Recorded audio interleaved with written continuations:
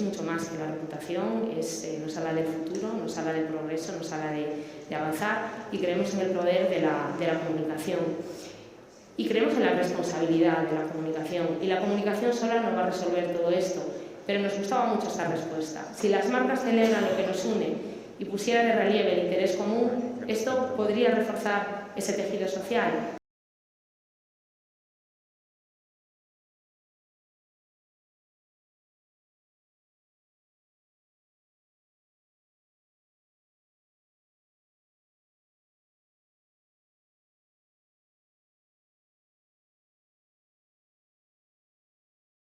Y en España casi 7 de cada 10 dicen que sí, que la comunicación tiene que usarse para hablar de temas relevantes. Y creo que hay gente aquí, marcas aquí, de hecho, Laura podrá hablar de esto seguro, también hay que jugar este rol, ¿no?, en la comunicación, y es un dato interesante.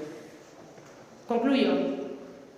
Hemos hablado de retos, hemos hablado de datos negativos, hay que ponerlos en perspectiva, hay que analizarlos, pero también tenemos que hablar de abrir caminos en este mundo polarizado, ¿no? En este mundo polarizado de incertidumbre, de desinformación, que es lo fundamental. Para nosotros las empresas deben seguir liderando, ¿no? Deben seguir liderando, se les pide, se deposita nuevas exigencias, nuevas demandas y tienen que seguir liderando. Tienen que colaborar las instituciones en general y las empresas con el gobierno. Es importante poner foco en uno de los aspectos, que es el de restaurar el optimismo económico. Tenemos que tener una buena perspectiva de futuro. Sobre todo promover la verdad, promover la calidad de la información, no solo informando con rigor e informando adecuadamente, sino también denunciando aquellas prácticas que no son correctas. Y esto hay que decirlo y hay que hablar de la desinformación y aportar al debate. Como os decía, vivimos en un mundo complejo, todos lo sabéis, la inestabilidad y la incertidumbre están aquí para convivir con ellas. Como decíamos, la incertidumbre polariza y también paraliza, pero debemos utilizar todas las herramientas y algunas de estas recomendaciones para seguir avanzando. Y hasta aquí los datos. Muchas gracias.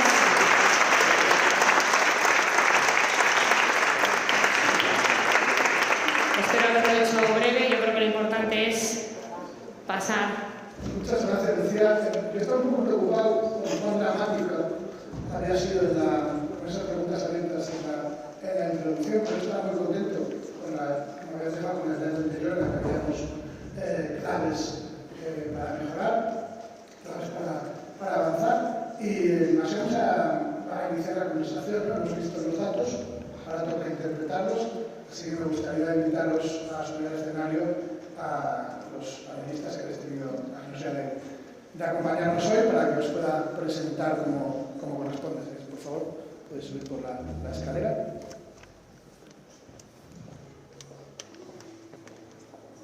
Sentaros por ahí. Pones aquí, por favor. José Luis, si quieres aquí. A continuación.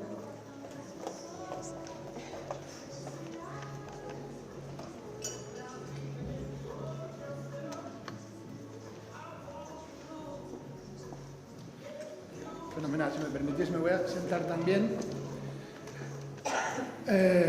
Muchísimas gracias. Os presento a Gabriela Cañas, presidenta de la agencia EFE. Muchísimas gracias por venir aquí.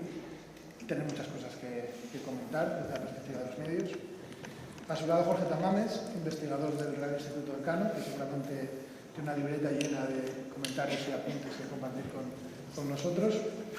Ángela Paloma Martín, directora del Gabinete de la Secretaría de Estado de Digitalización e Inteligencia Artificial. Muchísimas gracias por encontrar este ratito.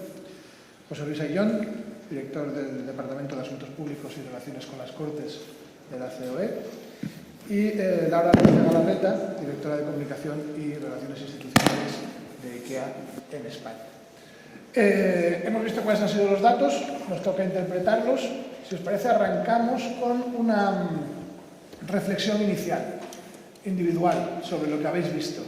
¿Qué os parece el panorama que ha pintado el Transbarómetro este año? Jorge, empezamos contigo. Bueno, pues en primer lugar, muchas gracias por invitarme. Es un placer estar aquí. La verdad es que he disfrutado mucho con con la presentación y leyendo el informe, aunque es verdad que es un informe que arroja algunos datos un poco preocupantes. Tendremos la ocasión de debatirlos con más profundidad.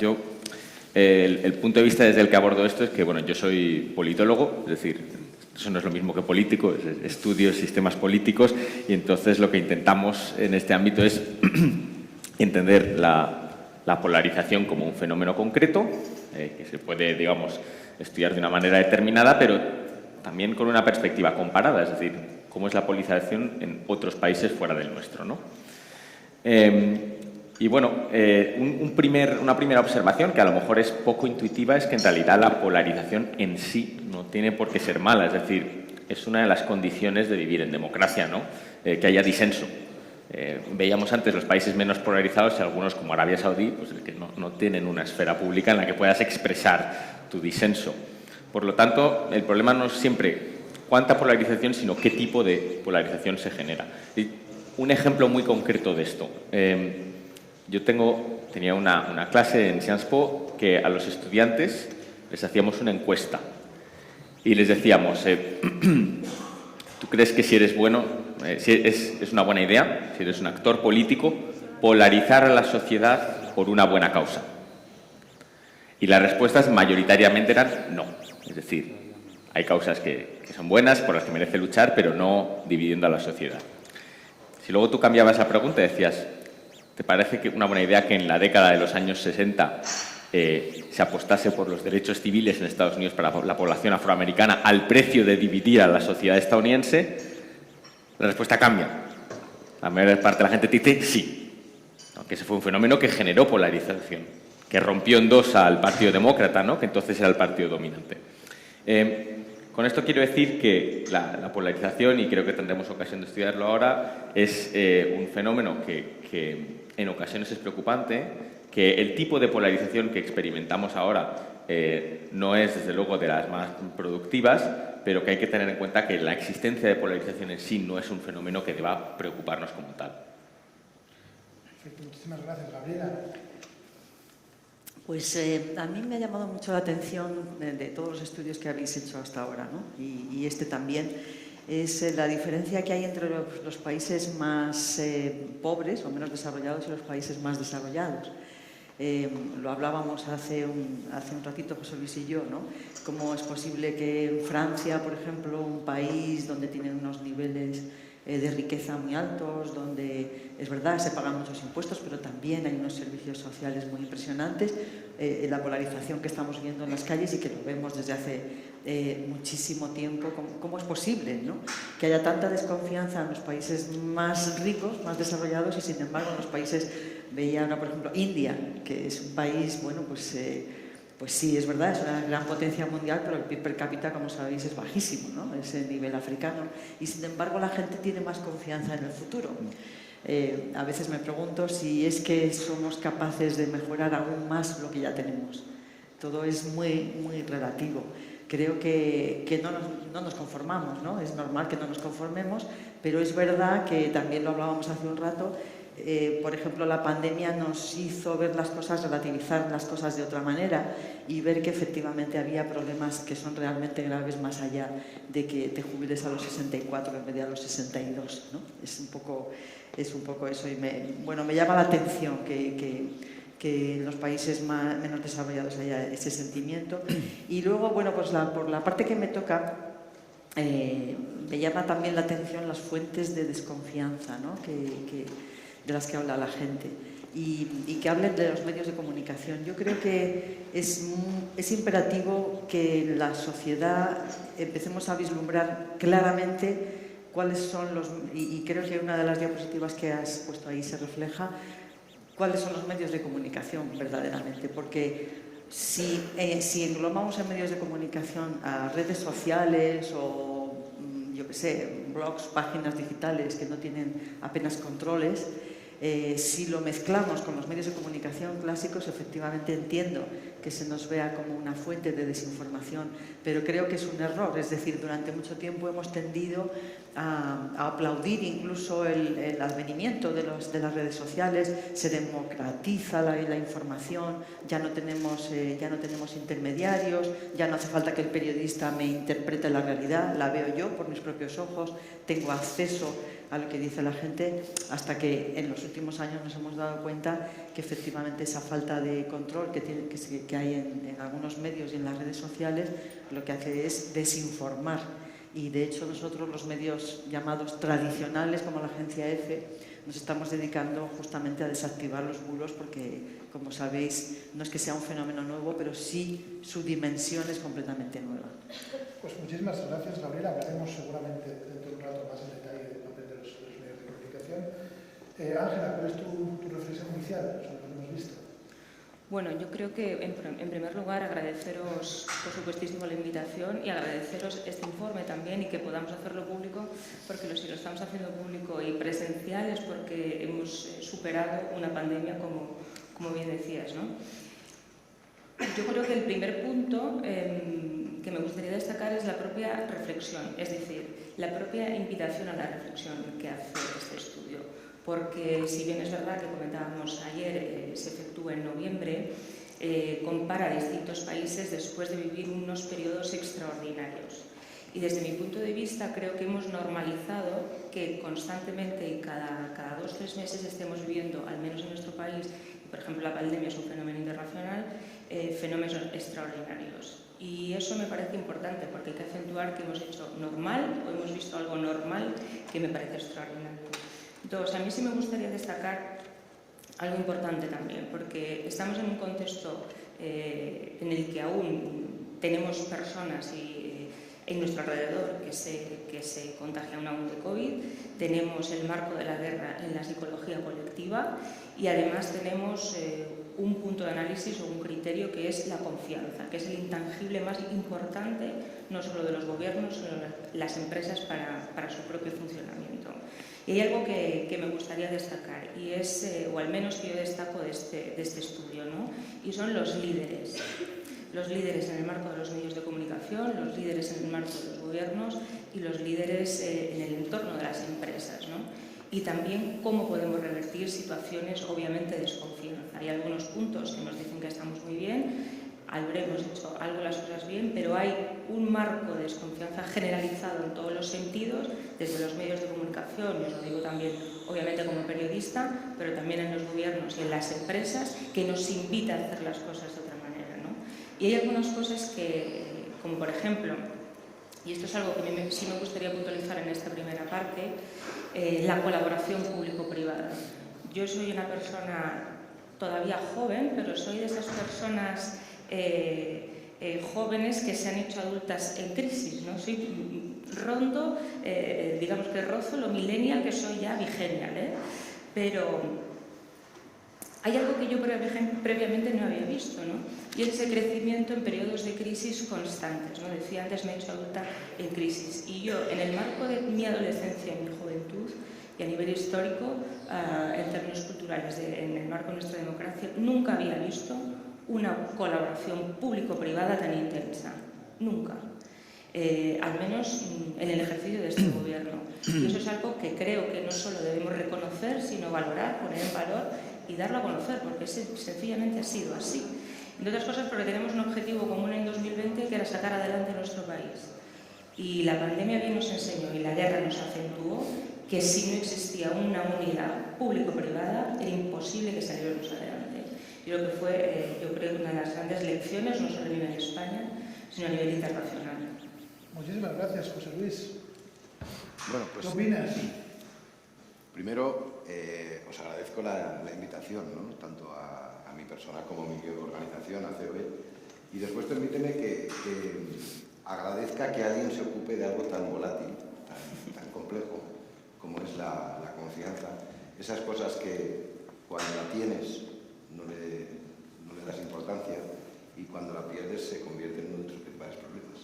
Y sobre todo valorar muy positivamente el informe porque precisamente algo tan volátil lo estáis midiendo de una forma absolutamente hay que celebrarlo y hay que felicitarlo. Y además porque el informe creo que una de las cosas mejores que tiene, yo intento siempre buscar el punto optimista, es que se autoexplica, ¿no? Es decir, si te quedas con el titular, hemos perdido la confianza, pero explica por qué hemos perdido la confianza. Y claramente del informe yo me quedo con algunos datos que son preocupantes, pero bueno, como todo tiene solución. El primero es evidente que es la combinación letal para la confianza del pesimismo económico y la polarización política. Es decir, en un mal escenario económico, si encima tienes la sensación de que tienes un exceso de polarización política, la respuesta que se le puede dar o la sensación que pueden tener los ciudadanos afectados por esos condicionantes económicos, evidentemente, son complicados. He buscado un dato adicional al vuestro, por aquello de combinar y ver cómo no es que estemos en una situación económica complicada del 23 hacia el 22, sino que ya entramos en el 23 y yo siempre valoro mucho, se lo decía antes a Gabriela, el índice de confianza del consumidor del CIS, publica el CIS, una institución pública, nos dice que en expectativas de febrero del 22 a febrero del 23 ha bajado 12 puntos y en la sensación de la situación actual casi 21 puntos en la valoración únicamente en un año. Es decir, no es que estemos peor que hace un año en términos año completo, sino que sigue evolucionando el año y parece que sigue bajando esa sensación, esa percepción económica que tienen los ciudadanos. Si a eso le unimos esa sensación de cada vez mayor polarización política, y después discutiremos sobre si es buena o es mala la polarización, y entiendo, me ha gustado mucho el ejemplo que has puesto, pero yo creo que cuando a un ciudadano, al menos un ciudadano español, le preguntas por polarización política, no creo que esté pensando en discrepancias, no creo que esté pensando en que haya gente que piense de una manera y personas que piensen de otra, y de hecho el informe lo dice, y para mí es uno de los datos más preocupantes. Primero, que estemos en el rango de países severamente polarizados, pero sobre todo que hemos convertido la discrepancia ideológica en una categoría individual y personal. Es decir, que solo 2 de cada 10 personas, si pueden elegir, como bien decía Lucía, si pueden elegir, vivirían en el mismo barrio, trabajarían en la misma empresa o incluso llegarían a ayudar a alguien que forma parte del adversario ideológico, por decirlo de alguna manera, es un dato, desde mi punto de vista, tremendamente preocupante. Pero me quedo con 2 cuestiones de optimismo en esta primera intervención, por lo que decía antes, ¿no? que vamos a mirar un poco la botella medio llena en vez de medio vacía. Hay 2 cosas que me parecen interesantes. Una, lo ha comentado muy bien Lucía en la explicación del informe, sigue habiendo espacios de confianza. Mi empresa, es decir, el sitio en el que trabajo, mi entorno laboral, eso sigue teniendo, es verdad que ha bajado, pero sigue habiendo un punto de referencia. Una cosa es preguntar por las empresas, otra cosa es preguntar por mi empresa. Ahí sigue habiendo un espacio, digamos, de cierta certidumbre donde se ancla esa capacidad de ver las cosas de cara al futuro. Y enlazo con tus últimas palabras, la colaboración público-privada. Es decir, los ciudadanos están percibiendo cómo la colaboración entre empresas e instituciones, entre empresas y gobiernos, de todo ámbito, nacional, autonómico, local, etcétera, etcétera, es la única vía de funcionamiento de una sociedad. Y por eso, y después vamos a ese punto, si os parece, me parece que es muy preocupante que algunos intenten convertir la colaboración público-privada, que hemos visto que ha funcionado muy bien, por ejemplo, durante la época de la pandemia, en una confrontación público-privada que lo que hace es polarizar, pero ya no solo polarizar en el ámbito político, es decir, no es que se polaricen los señores y las señoras que están en el Parlamento, es que nos intentan polarizar a los demás en diferentes grupos para tratar de buscar esa falta de colaboración entre unos y otros. Yo creo que ese punto tiene mucho riesgo porque los resultados de la colaboración han sido positivos y romperlos y tratar de buscar una división en el suelo entre unos y otros creo que no es bueno para la sociedad y mucho menos para recuperar la confianza. Muchísimas gracias. Estáis tocando muchos temas en los que entraremos más en detalle a continuación. Laura, ¿cuál es tu reflexión inicial? Bueno, pues en primer lugar también agradecer a Edelman y Pelayo el invitarnos a IKEA, ¿no? A estar esta mañana en esta mesa. A mí, lógicamente, quizá por la parte que me toca, me ha parecido muy interesante me ha parecido interesantísimo el estudio. La verdad que como decía José Luis, es una maravilla, ¿no?, que os dediquéis a estudiar cuestiones tan volátiles como puede ser la confianza, como podría ser también la reputación. Pero a mí eso, por la parte quizá que me toca representando ya IKEA, me llama la atención evidentemente la parte de las empresas, ¿no? Ese descenso que ha habido en la confianza de las empresas, a la vez que también aumenta la valoración de la ética de las empresas. Creo que el hecho de que las empresas seamos honestas, seamos transparentes, reconozcamos en qué momento estamos de nuestro viaje hacia ser mejores, ¿no? El ser capaces de decir no somos perfectas, no estamos todavía donde queremos llegar, pero estamos en el camino, creo que es muy importante, y lo que demuestra el estudio es que ya no es simplemente una demanda, por decirlo de alguna manera, legal, ¿no? No son los criterios ESG o no son la nueva normativa que se está preparando ahora sobre el tema de cómo informar sobre las cuestiones no financieras de las empresas, sino que ya es una demanda social. Creo que ya los clientes, en este caso nuestros consumidores, nos están exigiendo que seamos transparentes y que trabajemos por ser mejores en todo ese rango de cuestiones que habéis tocado en el estudio. Luego, a mí personalmente, como tengo alma de periodista, pues también me llama mucho la atención algunas de las cuestiones que ha mencionado Gabriela, y que también confirman una intuición que yo tenía en la pandemia, porque en aquel momento yo todavía trabajaba en medios de comunicación y me parecía que la pandemia estaba ayudando a colocar un poco en la mente de las audiencias el dónde estaba cada medio, ¿no? Dónde estaban las redes sociales, dónde están los medios de comunicación tradicionales y qué tipo de información podía encontrar en cada uno. Y veíamos como mucha gente iba en aquella época, cuando se podía salir solamente a los kioscos y a la farmacia, pues iba a comprar el periódico a los kioscos. Que es verdad que mis amigos me decían que era por salir, pero yo seguía confiando en que era por ir a por el periódico para encontrar información que ellos consideraban veraz. Entonces, a mí esas dos cosas me han llamado la atención. Luego, es verdad que habéis mencionado algunos temas que me interesan especialmente y que yo creo que luego entraremos, por ejemplo, la colaboración público-privada. El hecho, una de las diapositivas que me ha encantado, lo de cómo valoras a los vecinos, ¿no? Y que es una empresa, como sabéis todos, multinacional, que está presente en 62 países, pero siempre intentamos, allá en aquellos países, como a veces decimos nuestros mercados en los que estamos, intentamos ser un buen vecino, ¿no? Comprometiéndonos con las instituciones, con las ONGs y con la sociedad en la que estamos. Con lo cual, ese es un tema que también me parece interesante. Y luego, por quedarme con un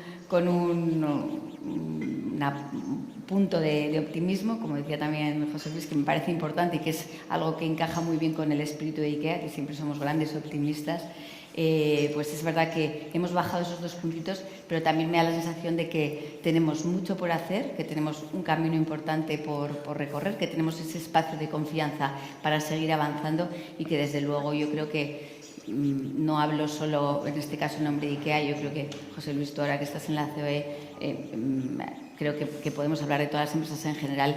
Nosotras intentamos hacer las cosas bien y estamos recorriendo un camino muy complicado porque tenemos todo este contexto que habéis contado, pero también toda la normativa, toda la regulación y además, como os decía, la demanda ahora real, porque incluso hay clientes que penalizan a las empresas cuando no hacen las cosas bien, cosa que me parece muy importante y muy positiva y que demuestra el empoderamiento de la sociedad cuando en su rol de consumidor, y creo que estamos intentando hacer las cosas bien y estamos en el camino, pero es verdad que todavía nos queda ese porcentaje que habéis mostrado para mejorar.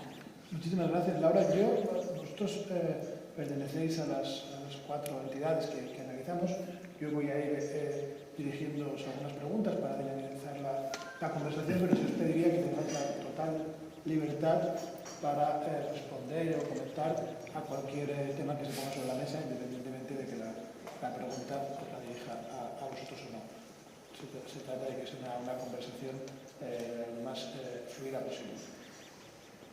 Laura, en 2022 las empresas eran la única institución considerada tanto ética como competente.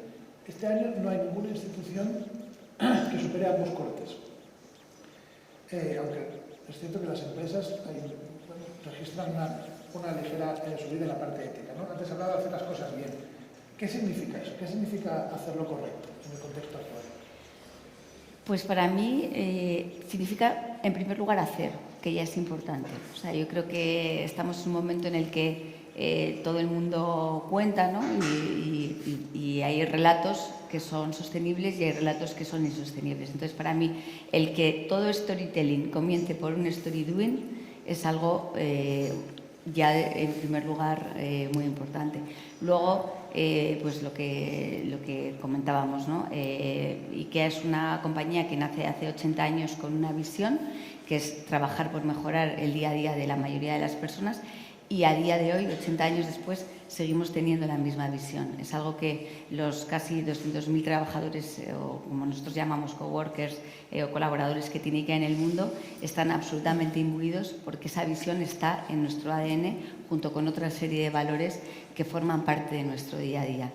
Ese enraizamiento en los valores creo que es lo que nos diferencia y lo que nos permite hablar con transparencia y con honestidad a nuestros clientes y a nuestros consumidores. Siempre, como decía antes, reconociendo que hay muchas cosas en las que, por ejemplo, IKEA es muy reconocido en términos generales por la sostenibilidad. Es verdad que nosotros, un tercio de los productos que vendemos son productos que están destinados a que el consumidor sea más sostenible en su hogar y hacérselo además asequible. Es verdad que intentamos, pues ahora mismo el 90% de nuestras energías vienen de fuentes limpias. Tenemos un Circular Hub con el cual contribuimos a la economía circular comprando productos y revendiéndolos de los consumidores. Estamos trabajando con otras empresas de textil en la creación de un scrap de textil para el reciclaje de los productos. Hacemos muchas cosas, pero es importante también saber reconocer que no en todo somos perfectos y que estamos en el camino. Yo creo que esa honestidad es justo, junto con el hacer las cosas de verdad y enraizarte en tus valores, creo que es lo que pienso que la sociedad valora como hacer las cosas bien. Genial. Si queréis comentar alguno sobre este aspecto. Ángela y José Luis, habéis destacado, los dos habéis comentado el tema de la relevancia y de la importancia de la colaboración público-privada. Lo hemos visto también en los datos del Transbarómetro. Los españoles consideran que si se generase esa colaboración público-privada y se trabajase más en equipo, los resultados que se obtendrían serían hasta 4 veces mejores, ¿no? La pregunta es, parece claro, todos estáis de acuerdo con que la colaboración puede contribuir a disminuir esa confianza, ¿no? Contribuir a reducir esa polarización. ¿Qué forma debería tener esa colaboración para que de verdad fuese exitosa y funcionase? Bueno, lo primero es definir bien lo que es la colaboración público-privada, que es esos conceptos que si tú preguntaras en esta sala o en cualquier lugar del mundo si está usted a favor de la colaboración público-privada, todo el mundo te diría que por supuesto, ¿no? Hay preguntas que la alternativa sencillamente es absurda, ¿no? Es decir, la no colaboración pues parece que no es una respuesta correcta. Lo primero que hay que hacer es definir bien cuáles son los espacios de colaboración, y por eso yo decía antes que ante un término tan positivo como la colaboración me parece que es preocupante la confrontación de lo público, por ejemplo, con lo privado. Y es un debate que nos encontramos con él en muchas ocasiones. Es decir, cuando hablamos de determinados servicios públicos, no olvidemos que hoy en día muchos de ellos, para que sigan siendo buenos servicios públicos prestados por las administraciones, no funcionan. Bien. Digo que para que haya buenos servicios públicos o que cada día sean mejores los servicios públicos, en muchas ocasiones se tienen que prestar de forma colaborativa con la entidad privada. Pues es malo cuando en un debate político escuchamos permanentemente lo público es bueno, lo privado es malo. Porque así es imposible encontrar ese punto de colaboración público-privado. Ese, por ejemplo, podría ser un ejemplo. Otra cuestión es el evitar bajar esa confrontación que puede haber en la discrepancia política a hacer determinadas divisiones en la sociedad entre unos y otros a la hora de buscar una respuesta de determinados problemas. Y por eso, en ese punto, me parece que no es razonable que se hable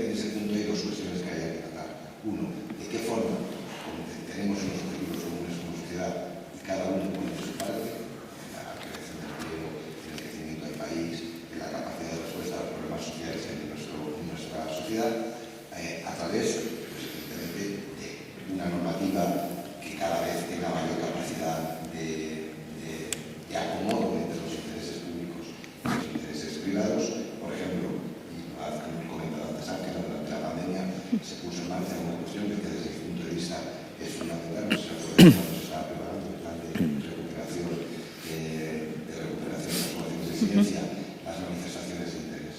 Desde los ministerios que preguntaron al sector privado, oiga, ¿qué hacemos? ¿Cómo construimos ese espacio, digamos, de recuperación a través de los fondos, digamos, especiales, de los fondos de generación que van a llegar a nuestro país? Y esa capacidad de que el sector privado, antes de que llegue el punto de la regulación, pueda decir cómo se pueden hacer las cosas, creo que eso es un buen paso en ese sentido. Y al mismo tiempo, las empresas también tienen un compromiso. Se ha demostrado, lo ha dicho muy bien Ángela, durante la pandemia, el gobierno ha sido capaz de concertar opiniones, concertar voluntades en el mundo privado para buscar ayudas en determinados aspectos que no teníamos, fuimos capaces de hacer cosas que no sabíamos que podíamos hacer. Incluso algunas empresas, la Fundación COE, por ejemplo, puso en marcha muchos programas, todos y cada uno de ellos en colaboración con instituciones, pues para tratar de hacer llegar aquello que no tratábamos de llegar. Ese tipo de respuestas son las que tenemos que dar. Y después en los grandes problemas, me refiero al medio ambiente, la desigualdad, etcétera, que haya un compromiso por parte de las empresas, que lo hay, y que ese compromiso se ha compartido con los gobiernos, que se ha compartido en el sentido de buscar entre todos una solución. Muchas veces mucha gente puede considerar, como decía antes, que algunos de los puntos en los que las empresas invierten cada vez más y tratan de explicarle a sus consumidores qué es su trabajo, qué sus objetivos, sus planteamientos van en una determinada línea, no es únicamente por una cuestión de carácter comercial, es una cuestión de compromiso. Es decir, ya hemos pasado en el punto en el que quedaba bien decir que queríamos ser empresas sostenibles. Es que queremos ser empresas sostenibles y queremos trabajar para que, evidentemente, los problemas de la comunidad sean problemas en los que podamos participar. Todos esos puntos son los que yo creo que pueden ayudar a llegar a esa colaboración que nos está reclamando la gente, de acuerdo con lo que dice vuestro informe. Muchas gracias, Ángela. Yo sí tengo que decir en este ámbito que, al menos por parte de la Secretaría de Estado, estamos haciendo una grandísima labor de pedagogía. Porque en el marco de la comunicación, y quiero empezar por aquí, al final estamos compitiendo por la economía de la atención. Y explicar las cosas cuesta mucho, ¿no? Y me acuerdo de Rubalcaba cuando decía eso de hacer y explicar, ¿no? Explicar las cosas cuesta mucho y hay que hacer una gran labor de pedagogía, porque al final y al cabo, cuando haces políticas públicas para la gente, pero las políticas públicas no se hacen solas. Necesitas unas líderes, y me refiero líderes en mayúsculas, no solo políticos, no solo candidatos, porque yo sí diferencio los tres conceptos, por ejemplo, y necesitamos entidades y empresas, porque al final, y quiero subrayar este punto, por ejemplo, y este informe lo cuenta muy bien, ¿quién forma parte de nuestro tejido productivo? O el 70% del PIB de nuestro país. Son familias, ni siquiera son empresas o grandes empresas, son familias. Y sí me gustaría contar una pequeña anécdota. Mi padre es conductor de autobuses y os puedo garantizar que durante la pandemia y en los peores momentos, yo trabajaba en aquel momento en presidencia del gobierno, en el gabinete del presidente, las mejores ideas no son las que leía o no eran las que me llegaban, eran las que me daba mi padre, y se jubiló con 79 años. Y es un autónomo conductor de autobuses. Esto quiere decir que los autónomos y las empresas saben de lo que hablan, saben porque lo están viviendo. En la Secretaría de Estado, por ejemplo, sí me gustaría, lo has dicho José Luis, con el caso de la pandemia, pero hay dos casos muy concretos donde la colaboración público-privada, desde mi punto de vista, ha sido un éxito. Uno con la ley de startups.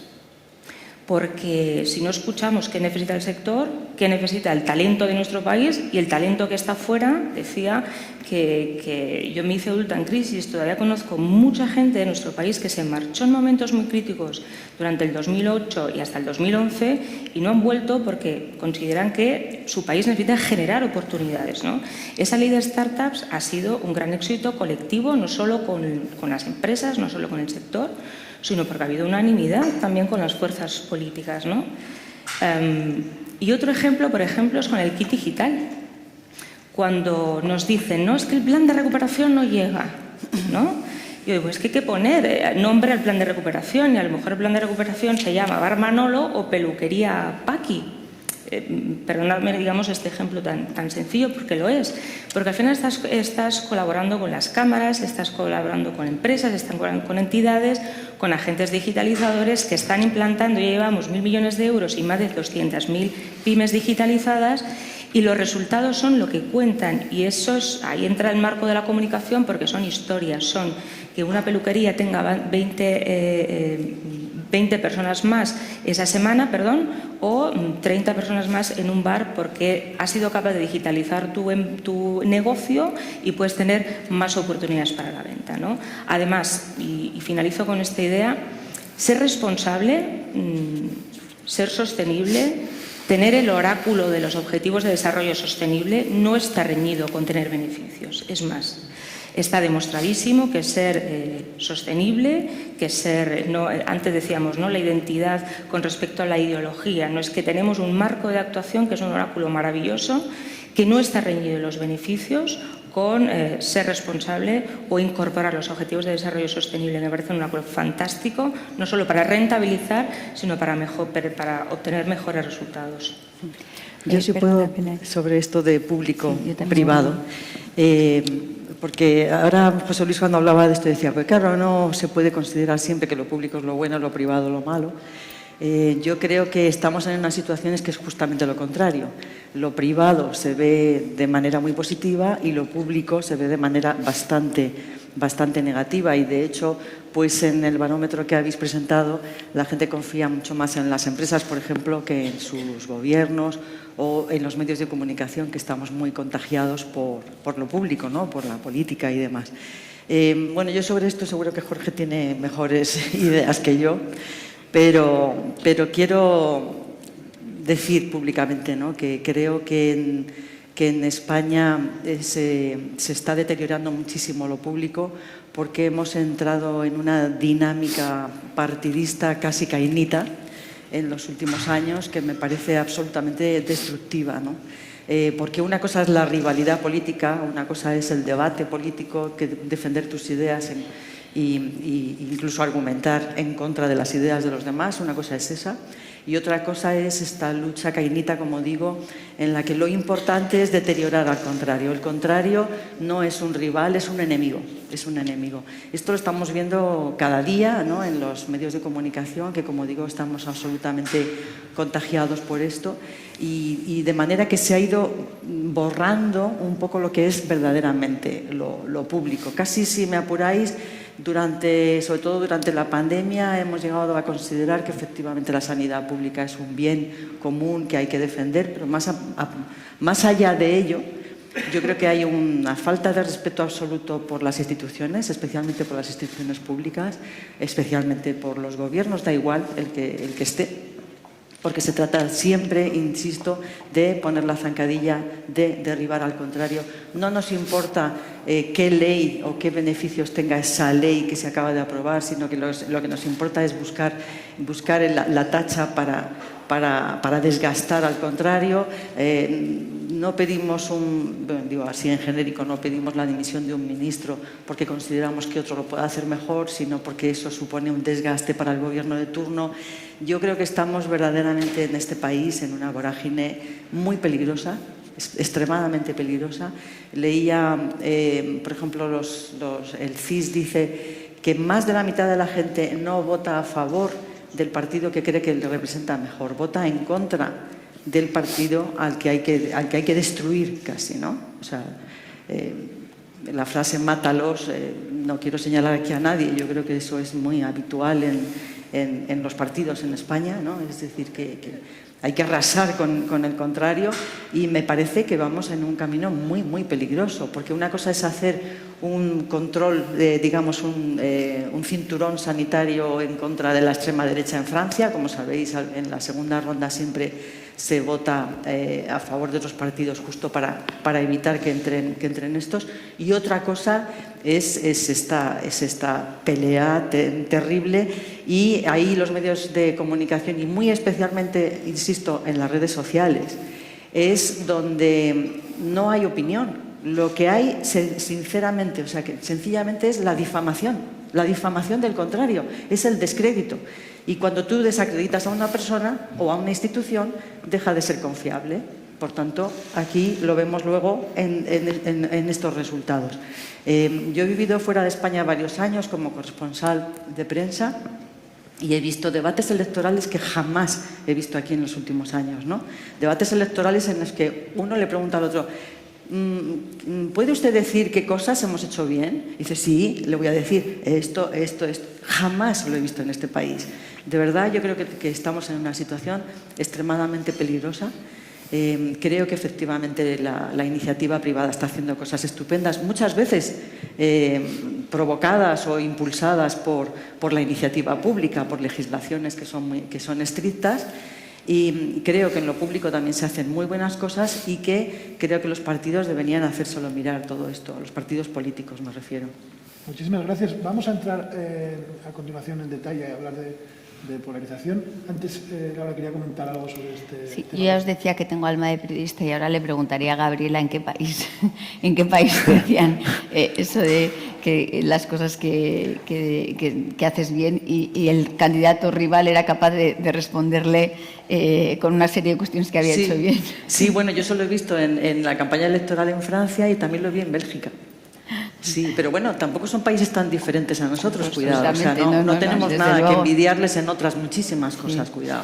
No, pero bueno, perdona Pelayo, pero tenía la curiosidad y pensé que la compartí también con algunas personas del público. Pero no, yo quería simplemente aportar al tema de la colaboración público-privada, por si puede aportar un caso práctico del que estamos especialmente orgullosos en IKEA, y que es un ejemplo, ¿no?, de cómo el beneficio se puede multiplicar por 4, como bien dicen los que han respondido a la encuesta, cuando existe este tipo de colaboración.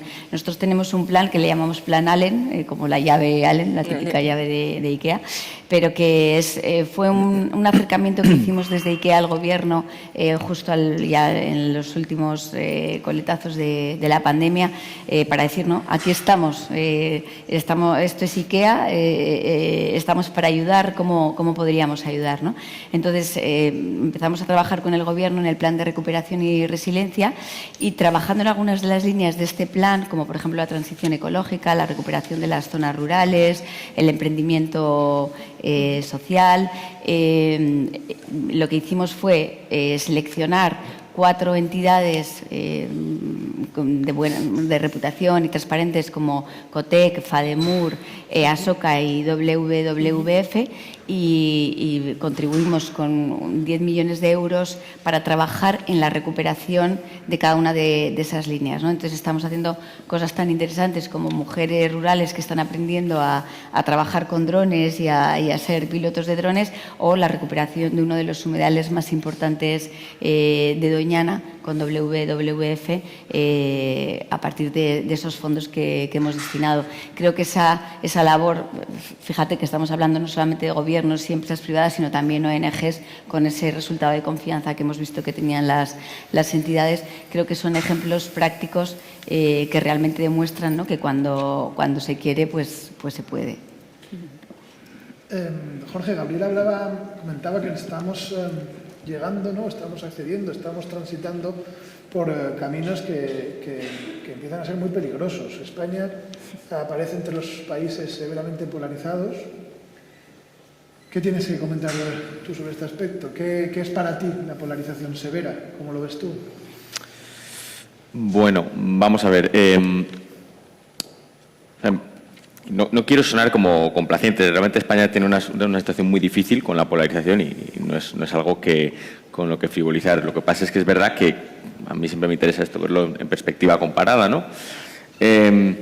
Entonces, claro, una primera cosa que llama la atención, yo estaba viendo antes los resultados y me he acordado de este hispanista británico, Gerald Brennan, que decía que los españoles tenemos la característica de que nuestros vicios son muy ruidosos y nuestras virtudes son más discretas, son más calladas.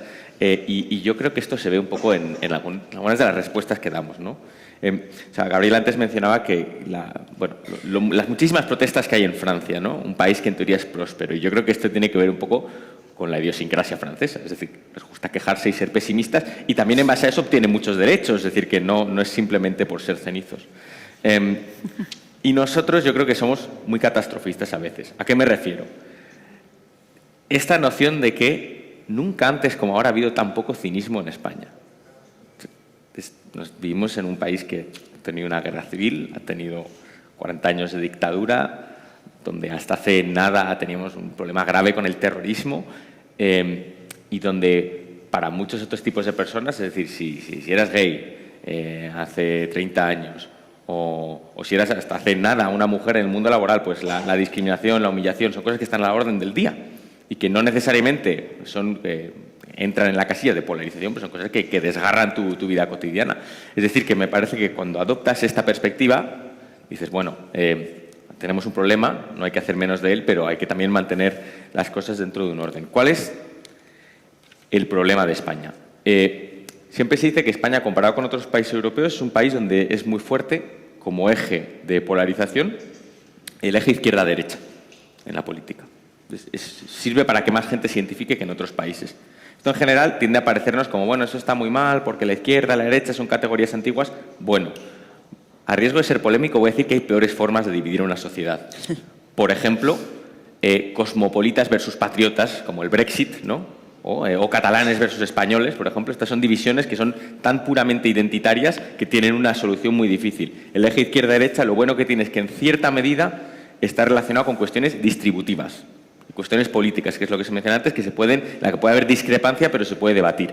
El problema es cuando eso se convierte y se enquista en una especie de identidad. Y por eso los politólogos hablamos de polarización afectiva, que no es ya como qué asuntos te polarizan, sino que realmente tú sientes un grado de afinidad muy grande hacia un partido, fuerza que votes, en este caso bloque, ¿no? Eje izquierda-derecha, y un rechazo muy grande hacia el opuesto. Y por eso vemos ese tipo de respuestas del tipo, no, es que yo no trabajaría con alguien que no tiene las mismas opiniones que yo, que también son muy peculiares porque en tu trabajo, tu familia y todos estos ámbitos están llenos de gente que no piensa como tú, ¿no? Entonces la cuestión es qué tipo de imagen te estás formando de alguien que no piensa como tú. Y yo creo que ahí está parte del problema, en la formación de las identidades. Una cosa que ha pasado en todas nuestras sociedades, ¿no?, occidentales en las últimas décadas, y que en este sentido creo que es generalizable y tiene que ver con la polarización, es que ha habido una degradación muy grande de muchas instituciones que intermediaban socialmente y, bueno, pues vertebraban la sociedad. Desde sindicatos, clubes estudiantiles, iglesias con la secularización, asociaciones de vecinos. En todos estos ámbitos de socialización tú te formabas una identidad, pero en contacto con otra gente que tenía inquietudes y que se parecía a ti, pero que también tenía otras particularidades. Ahora, ¿cómo socializa la gente? ¿Cómo se forma una identidad? Principalmente a través de las redes sociales y como consumidores pasivos del contenido de esas redes. Y las redes sociales son muy interesantes para algunas cosas, pero facilitan el crearte una identidad dentro de un silo sin tener que lidiar con las particularidades de la vida real, donde siempre las cosas están llenas de grises y de matices, ¿no? Y alguien con quien pensabas que no estarías de acuerdo, pues resulta que tenéis sintonía. Entonces, esto es un problema que está cada vez más enquistado y no tiene una solución fácil, pero creo que es importante que mantengamos presente que está presente en otros países. Por terminar un poco con solo dos ejemplos más de lo que la polarización a nivel política es. Yo si tuviese que elegir casos de países, hay muchos peores que España, ¿no? El caso paradigmático es el trumpismo en Estados Unidos, ¿no? Eso que combinaba, por un lado, una ideología de derecha muy radical, es decir, que el componente ideológico, pero sobre todo esto que el historiador Richard Hofstadter llamaba el estilo paranoide en la política americana, ¿no? Vivo en una realidad paralela, no acepto los resultados electorales, considero al gobierno ilegítimo. Esto es algo que ocurre en más países, no solo en Estados Unidos. Claro, esto es muy difícil convivir con una situación así y es un problema. Es decir, que haya fuerzas políticas que adoptan estas formas de manejarse es un problema, pero no es un problema que se pueda solucionar, como ha sido la tentación muchas veces, diciendo, pues yo a este que es un populista le voy a combatir con unos remedios puramente tecnocráticos y le voy a decir que no tiene ni idea de cómo gestionar las cosas y el que sabe gestionar soy yo. Pero de alguna forma eso también es una posición que anula el debate político, ¿no? Estás diciendo, no, tú en el fondo eres un inepto, tus seguidores son unos brutos y lo que haces es inflamar el fenómeno que tú quieres combatir. Hay que hacerse cargo de que nuestras economías y nuestras sociedades generan mucha gente con malestar y con ansiedad y que eso es legítimo. Y eso hay que darle soluciones, no simplemente decir, ni buscar soluciones imaginarias, ni tampoco decir, esto no es legítimo plantear este debate. Y termino ya con esto, porque el ejemplo clásico de un país que contrapone estos dos modelos, y lo tenemos al lado, es Italia. Italia lleva décadas combinando, que alterna gobiernos tecnocráticos que realmente no están elegidos, sino que se hacen una especie de apaño parlamentario para que una figura que no es de la política presida el país, lo cual plantea problemas de legitimidad claros, seguidos de un gobierno pues normalmente de derecha populista, que tampoco tiene una idea muy bien de cómo hacer las cosas y tampoco mejora la situación, bueno, empeora en muchos casos. Ese es el péndulo que hay que romper, ¿no? de un extremo a otro, de ser capaz de hacerse cargo del malestar de la gente, que es muy legítimo, y de su cabreo muchas veces, sin tampoco caer en bueno, pues una visión delirante del mundo. Esta pregunta es un poco abierta para quien quiera responder.